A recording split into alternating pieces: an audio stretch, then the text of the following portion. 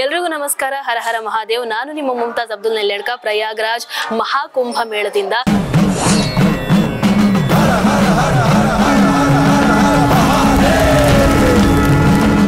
ಹರ ಹರ ಮಹಾದೇವ್. ಇವತ್ತು ನಾನು ಪ್ರಯಾಗ್ರಾಜ್ನಲ್ಲಿರುವಂತಹ ಜಂಗಮವಾಡಿ ಮಠದಲ್ಲಿದ್ದೀನಿ. ಇವತ್ತು ನಮ್ಮ ಜೊತೆ ಸೊಲ್ಲಾಪುರದ ಮಣಿಕಂಠ ಶಿವಾಚಾರ್ಯ ಮಹಾರಾಜ್ ಅವರಿದ್ದಾರೆ. ಬನ್ನಿ ಅವರನ್ನ ಮಾತಾಡ್ಸೋಣ. ಗುರುಗಳೇ ನಮಸ್ಕಾರ. ಹರ ಹರ ಮಹಾದೇವ್. ಶಿವಾಯ ನಮಃ. ಗುರುಗಳೇ, ಸುಮಾರು 144 ವರ್ಷಗಳಿಗೊಮ್ಮೆ ನಡೆಯುವಂತಹ ಈ ಒಂದು ಮಹಾಕುಂಭ ಮೇಳಕ್ಕೆ ನಾವೆಲ್ಲರೂ ಕೂಡ ಸಾಕ್ಷಿಯಾಗಿದ್ದೀವಿ. ಏನ್ ಹೇಳ್ತೀರಾ? ನಿಜವಾಗಲೂ ನಮ್ಮೆಲ್ಲರ ಒಂದು ಮಹತ್ ಸೌಭಾಗ್ಯವೂ ಇದು. ಇಂಥ ಮಹಾ ಕುಂಭಮೇಳದ ಒಂದು ವಿಶೇಷವಾದಂತಹ ಈ ಪರ್ವದಿನಗಳಲ್ಲಿ ನಾವೆಲ್ಲರೂ ಪ್ರತ್ಯಕ್ಷವಾಗಿ ಇದನ್ನು ಅನುಭವ ಮಾಡೋದು ನಮ್ಮೆಲ್ಲರ ಮಹದೊಡ್ಡ ಸೌಭಾಗ್ಯವೇ ಇದು. ಎಲ್ಲರಿಗೂ ಇದು ಸಿಗೋದಿಲ್ಲ. ಸ್ಪಷ್ಟವಾದಂತಹ ವಿಷಯವೇನು ಅಂದ್ರೆ, ಹಿಂದಿನ ಮಹಾಕುಂಭದಲ್ಲಿ ನಾವು ಯಾರೂ ಇದ್ದಿಲ್ಲ, ಮುಂದಿನ ಮಹಾಕುಂಭಕ್ಕೂ ಕೂಡ ನಾವು ಇರೋದಿಲ್ಲ ಅನ್ನೋದು ಸತ್ಯ. ಈ ಮಧ್ಯದ ಈ ಮಹಾ ಪರ್ವದಿನಗಳಲ್ಲಿ ನಾವೆಲ್ಲರೂ ಪ್ರತ್ಯಕ್ಷವಾಗಿ ಇಲ್ಲಿ ಬಂದು ಇಲ್ಲಿ ಅವರವರ ಅನುಕೂಲದಂತೆ ಅನುಷ್ಠಾನ, ಜಪತಪಾದಿ, ದಾನ ಧರ್ಮಾದಿಗಳನ್ನು ಮಾಡುತ್ತಾ ಪೂರ್ವಜರ ಹಿತಕ್ಕಾಗಿ, ಅವರ ಶ್ರೇಯಸ್ಸಿಗಾಗಿ, ಅವರೇ ಮಕ್ಕಳಾಗಿರ್ತಕ್ಕಂಥವರೆಲ್ಲರೂ ಕೂಡ ಪಿಂಡ ಪ್ರದಾನ ಇತ್ಯಾದಿಗಳನ್ನು ಮಾಡುತ್ತಾ ವಿಶೇಷವಾಗಿ ಇಲ್ಲಿ ಗಂಗಾ, ಯಮುನಾ, ಸರಸ್ವತಿಯ ಸಂಗಮ ಸ್ನಾನವನ್ನು ಮಾಡುತ್ತಾ ಬರ್ತಾ ಇರ್ತಾರೆ. ಆ ಎಲ್ಲರೂ ಕೂಡ ಬಹುದೊಡ್ಡ ಪುಣ್ಯವಂತರು, ಮಹತ್ ಭಾಗ್ಯಶಾಲಿಗಳು ಅಂತ ಹೇಳಕ್ಕೆ ಇಚ್ಛೆ ಪಡ್ತಾ ಇದ್ದೀವಿ. ಗುರುಗಳೇ, ಈ ಜಂಗಮವಾಡಿಯಲ್ಲಿರುವಂತಹ ಈ ಒಂದು ದೇವಸ್ಥಾನದ ಬಗ್ಗೆ, ಅದೇ ರೀತಿ ಸ್ಥಾಪಿತವಾಗಿರುವಂತಹ ಆ ಶಿವಲಿಂಗದ ಬಗ್ಗೆ ಹೇಳೋದಾದ್ರೆ, ನಮ್ಮ ಜಂಗಮವಾಡಿ ಮಠ ಏನಿದೆಯಲ್ವಾ, ಇದು ಮೂಲ ಮಠ ಕಾಶಿಯಲ್ಲಿ ಜಂಗಮವಾಡಿ ಅನ್ನುವಂತಹ ಒಂದು ಪ್ರಾಂತವ ಹೆಸರೇ ಜಂಗಮವಾಡಿ ಆಗಿದೆ. ಅಲ್ಲಿನೇ ಜ್ಞಾನ ಸಿಂಹಾಸನಾಧೀಶ್ವರರಾಗಿ ನಮ್ಮ ಜಗದ್ಗುರುಗಳ ಪೀಠವೂ ಕೂಡ ಅಲ್ಲಿ ಸ್ಥಾಪನೆಯಾಗಿದೆ. ಆ ಜಂಗಮವಾಡಿ ಮಠದ ಶಾಖವೇ ಈ ಪ್ರಯಾಗ ಕ್ಷೇತ್ರದಲ್ಲಿ, ಈ ಗಂಗಾ ನದಿಯ ದಂಡೆದಲ್ಲಿನೇ ಈ ಮಠ ಇದೆ. ಇದು ಕೂಡ ಬಹಳ ಪ್ರಾಚೀನವಾದಂತಹ ಮಠ. ಈ ಮಠದೊಳಗಡೆ ಹಿಂದಿನ ಪಂಚಾಚಾರ್ಯರು ಎಲ್ಲರೂ ಕೂಡ ತಾವಾಗಿನೇ ಬಂದು ಈ ಮಹತ್ವಪೂರ್ಣವಾದಂತಹ ಕುಂಭಮೇಳ ಕಾರ್ಯಕ್ರಮದಲ್ಲಿನೇ ಅವರೆಲ್ಲರೂ ಕೂಡ ಬಂದು ಈ ಲಿಂಗವನ್ನು ಸ್ಥಾಪನೆಗೊಳಿಸಿದ್ದಾರೆ ಅಂಥೇಳಿ ಒಂದು ಪ್ರತೀತಿ ಇದೆ.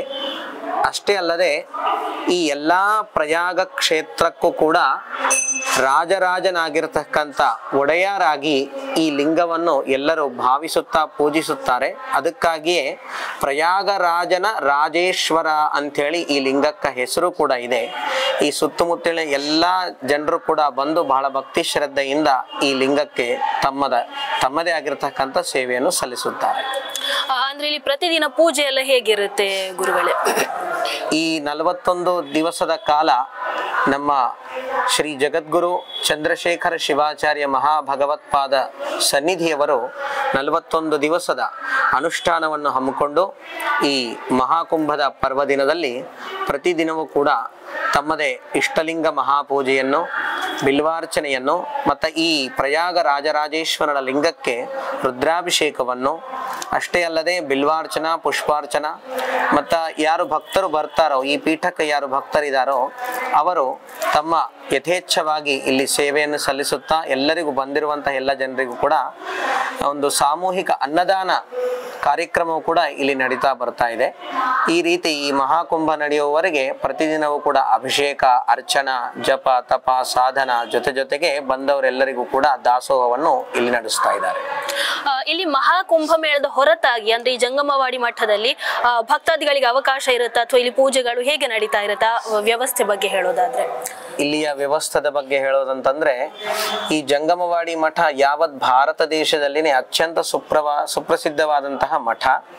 ಇಲ್ಲಿ ಒಂದು ಪ್ರಾಂತದಿಂದ ಅಲ್ಲ, ಎಲ್ಲಾ ಪ್ರಾಂತದಿಂದಲೂ ಕೂಡ ಭಕ್ತ ಜನರು ಬರ್ತಾರೆ. ತೆಲಂಗಾಣ, ಆಂಧ್ರ, ಕರ್ನಾಟಕ, ಮಹಾರಾಷ್ಟ್ರ, ಹರಿಯಾಣ, ಮೇಲ್ಗಡೆ ಕಾಶ್ಮೀರದಿಂದ ಹಿಡಿದು ಕನ್ಯಾಕುಮಾರಿ ತನ, ಅಷ್ಟೇ ಅಲ್ಲದೆ ರಷ್ಯಾದಿಂದ ವಿಶೇಷವಾಗಿ ಬಹಳ ಭಕ್ತ ಜನರು ಇಲ್ಲಿ ಬರ್ತಾ ಇರ್ತಾರೆ. ಎಲ್ಲರಿಗೂ ಕೂಡ ಇಲ್ಲಿ ಸಮದೃಷ್ಟಿಯಿಂದ ನೋಡುತ್ತಾ ಅವರೆಲ್ಲರನ್ನೂ ಕೂಡ ಪ್ರೀತಿಯಿಂದ ಸ್ವಾಗತಿಸುತ್ತಾ ಇಲ್ಲಿ ವ್ಯವಸ್ಥೆ ಮಾಡಲಾಗ್ತಾ ಇದೆ. ಎಲ್ಲರಿಗೂ ಕೂಡ ಅನ್ನದಾಸೋಹ ಮತ್ತು ಈ ಪೂಜಾ ಕಾರ್ಯಕ್ರಮಗಳಲ್ಲಿ ಭಾಗವಹಿಸುವಂತ ವ್ಯವಸ್ಥೆ ಮಾಡಿಕೊಡ್ತಾ ಇದ್ದಾರೆ. ಗುರುಗಳೇ, ಈ ಒಂದು ಮಹಾಕುಂಭ ಮೇಳದಲ್ಲಿ ದೇಶದ ಮೂಲೆ ಮೂಲೆಯಿಂದ ಭಕ್ತಾದಿಗಳು ಹರಿದು ಬರ್ತಾ ಇದ್ದಾರೆ. ಧರ್ಮ ಯಾವುದನ್ನ ಕೂಡ ನೋಡದೆ ಒಗ್ಗಟ್ಟಾಗಿ ಬರ್ತಾ ಇದ್ದಾರೆ. ಏನ್ ಅನಿಸ್ತಾ ಇದೆ? ಹಿಂದೂ ರಾಷ್ಟ್ರ ಅನ್ನುವಂತಹ ಒಂದು ಕನಸು ನನಸಾಗತ್ತಾ? ನಿಮಗೆ ಏನ್ ಅನಿಸ್ತಾ ಇದೆ? ಬಹಳ ಸಂತೋಷವಾದಂತಹ ಒಂದು ಪ್ರಶ್ನೆ ತಾವು ಕೇಳಿದಿರಾ. ಸತ್ಯವೇ. ಯಾಕಂದ್ರೆ ಈ ಇಡೀ ಜಗತ್ತಿನಲ್ಲಿನೇ ಬಹುದೊಡ್ಡ ಸಂಖ್ಯವಾಗಿ ಸನಾತನ ಧರ್ಮೀಯರು ಇರುವಂತಹ ದೇಶ ಯಾವುದಾದರಿದ್ರೆ ಅದು ನಮ್ಮ ಹೆಮ್ಮೆದಿಂದ ಹೇಳಿಕೊಳ್ಳುವಂತಹ ಭಾರತ ದೇಶವೇ. ಇದು ಹಿಂದಿನಿಂದಲೂ ಕೂಡ ನಮ್ಮ ಸನಾತನ ಧರ್ಮದ ರಾಷ್ಟ್ರವೇ, ಇನ್ನು ಮುಂದೆನೇ ಕೂಡ ಸನಾತನ ಧರ್ಮ ರಾಷ್ಟ್ರವೇ ಆಗಿ ಉಳಿಯುತ್ತೆ ಅನ್ನೋದಕ್ಕೆ ಇದೇ ಒಂದು ಪ್ರತ್ಯಕ್ಷವಾಗಿರುವಂತಹ ಸಾಕ್ಷಿ. ಇಲ್ಲಿಂದ ನಮ್ಮ ಕನ್ನಡಿಗರಿಗೆ ಏನನ್ನ ಹೇಳೋದಕ್ಕೆ ಬಯಸ್ತೀರಾ? ಬಹಳ ಸಂತೋಷವಾಗ್ತಾ ಇದೆ. ಕರ್ನಾಟಕದ ಕನ್ನಡಿಗರು ಈ ಮಠವನ್ನು ಇದು ನಮ್ಮ ಮಠ ಅನ್ನುವಂತಹ ಒಂದು ಸದ್ಭಾವನೆಯಿಂದ, ಒಂದು ಆತ್ಮೀಯತೆಯಿಂದ ಹೇಳ್ತಾ ಬರ್ತಾ ಇರ್ತಾರೆ.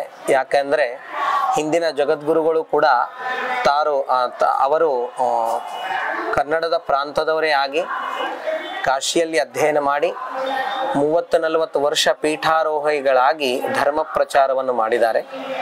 ಈಗಿನ ಸದ್ಯ ಇರುವಂತಹ ಚಂದ್ರಶೇಖರ ಶಿವಾಚಾರ್ಯ ಮಹಾಸ್ವಾಮಿಗಳವರು ಕೂಡ ಕರ್ನಾಟಕದವರೇ ಆಗಿ ಈ ಕಾಶಿಯಲ್ಲಿ ಬಂದು 20 ವರ್ಷದ ಅಧ್ಯಯನವನ್ನು ಮಾಡಿ ಈಗ ಸುಮಾರು 30-35 ವರ್ಷಗಳಿಂದ ಅವರು ಜಗದ್ಗುರುಗಳಾಗಿದ್ದಾರೆ. ಅಷ್ಟೇ ಅಲ್ಲದೆ ಈಗಿನ ಹೊಸ ಜಗದ್ಗುರುಗಳಾಗಿರ್ತಕ್ಕಂಥ ಜಗದ್ಗುರು ಡಾಕ್ಟರ್ ಮಲ್ಲಿಕಾರ್ಜುನ ವಿಶ್ವಾರಾಧ್ಯ ಶಿವಾಚಾರ್ಯ ಮಹಾಭಗವತ್ಪಾದರು ಕೂಡ ಕರ್ನಾಟಕದಲ್ಲಿಯೇ ಜನ್ಮವನ್ನು ತಾಳಿ ಕಾಶಿ, ತಿರುಪತಿ ಇತ್ಯಾದಿ ಅನೇಕ ಪ್ರಾಂತಗಳಲ್ಲಿ ಅಧ್ಯಯನವನ್ನು ಮಾಡಿ ಈ ಕಾಶಿ ನೂತನ ಜಗದ್ಗುರುಗಳಾಗಿದ್ದಾರೆ. ಅದಕ್ಕಾಗಿ ಗುರುಗಳು ಕನ್ನಡ ಪ್ರಾಂತದವರೇ ಆಗಿ ಮತ್ತೆ ಎಲ್ಲರೂ ಭಕ್ತಜನರು ಕೂಡ ನಮ್ಮ ಗುರುಗಳು ಅನ್ನುವಂತಹ ಒಂದು ತಾಯಿ ಮಣಿಯ ಹಾಗೆ ಒಂದು ಭಾವನೆ ಇಟ್ಟು ಈ ಮಠಕ್ಕೆ ಬರ್ತಾರೆ.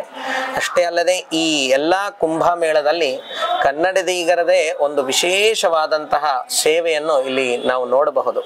ಇದೊಂದು ಬಹಳ ದೊಡ್ಡ ಹೆಮ್ಮೆಯ ವಿಷಯ. ನೀವಾಗ್ಲೇ ಇಲ್ಲಿ ರಷ್ಯಾದವರೆಲ್ಲ ಬರ್ತಾರೆ ಅಂತ ಹೇಳಿದ್ರಿ. ಅವರು ಇಲ್ಲಿ ಬಂದ್ರೆ ಅವರ ಒಂದು ಆಚರಣೆಗಳು ಹೇಗಿರುತ್ತೆ? ಅಂದ್ರೆ ಅವರು ಯಾವ ರೀತಿ ಸನಾತನ ಧರ್ಮದ ಆ ಒಂದು ಆಚರಣೆಯಲ್ಲಿ ತಮ್ಮನ್ನ ತಾವು ತೊಡಗಿಸಿಕೊಳ್ತಾರೆ? ರಷ್ಯಾದಿಂದ ಬರುವಂತಹ ಯಾರು ಭಕ್ತ ಜನರು ಇದ್ದಾರೋ ಅವರು ರಷ್ಯಾ ದೇಶೀಯರೇ ಕೇವಲ, ಆದರೆ ಅವರೆಲ್ಲಾ ಆಚರಣೆಗಳಲ್ಲೂ ನಮ್ಮ ಸನಾತನ ವೀರಶೈವ ಧರ್ಮದ ಅನುಯಾಯಿಗಳಾಗೇ ಇದ್ದಾರೆ. ನಮ್ಮ ಸನ್ನಿಧಿಯವರ ಒಂದು ಅನುಗ್ರಹವನ್ನು ಪಡೆದು ಅವರು ಇಷ್ಟಲಿಂಗ ಧಾರಣವನ್ನು ಕೂಡ ಮಾಡಿಕೊಂಡಿದ್ದಾರೆ. ದೀಕ್ಷಾ ಕಾರ್ಯಕ್ರಮ ಆಗಿದೆ ಅವರಿಗೆ. ಅವರು ಬಹಳಷ್ಟು ವರ್ಷಗಳಿಂದ ಕಾಶಿ ಜಗದ್ಗುರುಗಳವರ ಒಂದು ಮಾರ್ಗದರ್ಶನದಲ್ಲಿ ಅವರು ನಮ್ಮ ವೀರಶೈವ ಧರ್ಮವನ್ನು ಸ್ವೀಕರಿಸಿ ಲಿಂಗಧಾರಿಗಳಾಗಿ ನಮ್ಮ ಹಾಗೇನೆ ಪೂರ್ಣ ಅವರನ್ನು ನಾವು ವಿದೇಶಿಯರಂತ ಹೇಳಕ್ಕೆ ಬರಲ್ಲ, ಅಷ್ಟು ಸ್ವದೇಶಿಯರಾಗಿ ಅವರು ಈ ಧರ್ಮವನ್ನು ಪಾಲನೆ ಮಾಡ್ತಾ ಇದ್ದಾರೆ. ಅದಕ್ಕಾಗಿ ಅವರು ಬೇರೆ ಅಂತ ನಾವು ಯಾವಾಗಲೂ ಕಂಡಿಲ್ಲ. ಅವರು ಕೂಡ ನಮ್ಮದೇ ಮನೆ ಅನ್ನುವಂತಹ ಒಂದು ಸದ್ಭಾವನೆಯಿಂದ ಇಲ್ಲಿ ಬಂದು ಆಚರಣೆ ಮಾಡ್ತಾ ಇರ್ತಾರೆ. ಈ ಎಲ್ಲ ಕಾರ್ಯಕ್ರಮಗಳು ಭಾಗವಹಿಸ್ತಾ ಇರ್ತಾರೆ. ಧನ್ಯವಾದ ಗುರುಗಳ, ನಿಮ್ಮೆಲ್ಲ ಮಾತುಗಳಿಗೆ ಕೂಡ ಧನ್ಯವಾದ. ಶಿವಾಯ. ಟಿವಿ ವಿಕ್ರಮ, ದೇಶ ನಿಮ್ಮ ಕೈಯಲ್ಲಿ. ಈ ಕಾರ್ಯಕ್ರಮ ನಿಮಗೆ ಇಷ್ಟ ಆಗಿದ್ದಲ್ಲಿ ಲೈಕ್, ಶೇರ್ ಹಾಗೂ ಕಮೆಂಟ್ ಮಾಡಿ.